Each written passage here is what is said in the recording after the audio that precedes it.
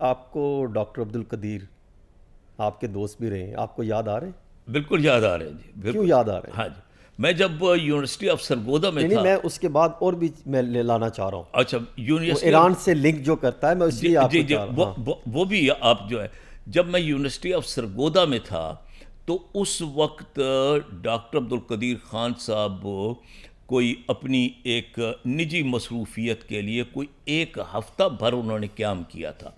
میری ان سے بہت پرانی یاد اللہ تھی.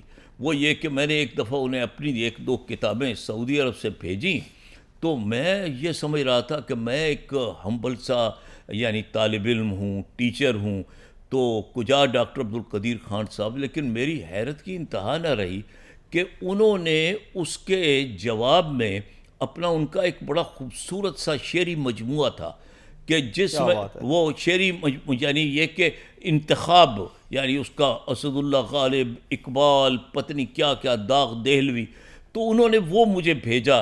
یہ سمجھیے کہ ہمارا آغاز تھا ملاقات کا.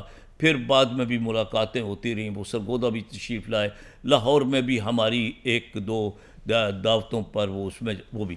تو ڈاکٹر عبد القدیر خان صاحب آج اس لیے یاد آ رہے ہیں کہ پاکستان اللہ کے فضل اور ڈاکٹر عبد القدیر خان کی سائنسی جو اس کے کارنامے کی بدولت آج انشاءاللہ ناقابل تسخیر ہے.